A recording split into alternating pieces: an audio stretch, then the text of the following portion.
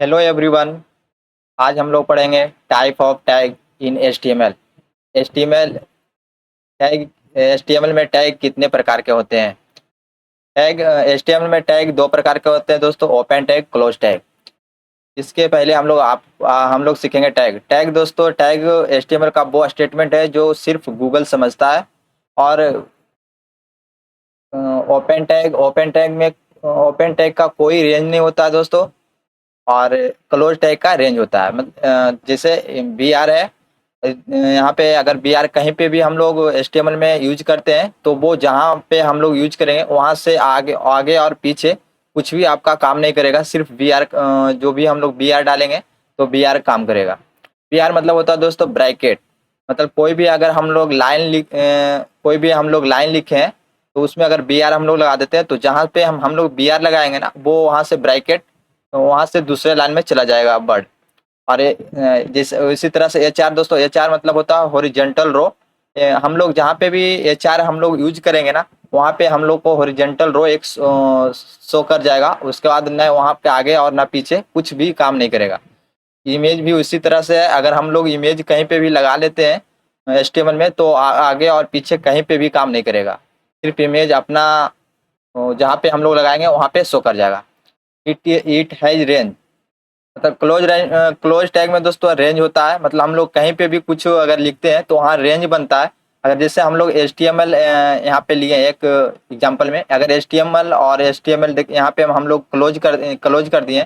Close का sign क्या होता है दोस्तों? जो हम लोग एक डैश स्लैश डाले हैं ना, स्लैश से एच टी एम एल यहाँ पे भी लिखा हुआ है, यहाँ पे भी सिर्फ स्लैश यहाँ पे हम लोग डाले हैं और यहाँ एच टी एम एल बंद हो गया है।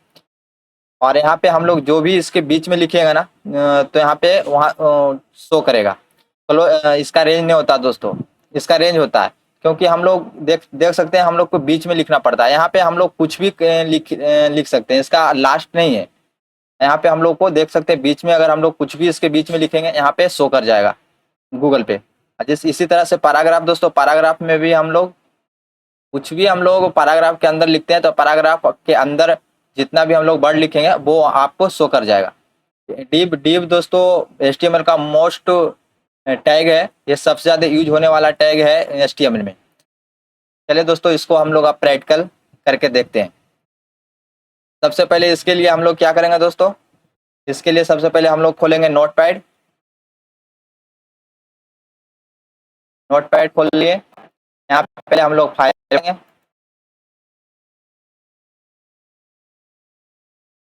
यहाँ पे हम लोग फाइल बनाएंगे।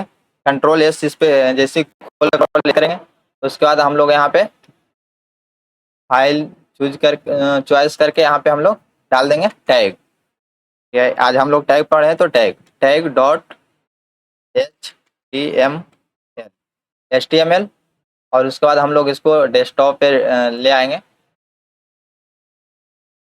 फाइल में हम लोग ले आएंगे, यहाँ पे कर दिया हम लोग सेव। और उसके बाद लोग यहाँ पे जाके हम लोग यहाँ पे देखिए टैग का जो हम लोग अथी बनाए हैं फाइल, यहाँ पे जाके हम लोग ओपन विथ पे जाना है। ओपन विथ पे जाने के बाद हम लोग नोटपैड पे चले जाएंगे।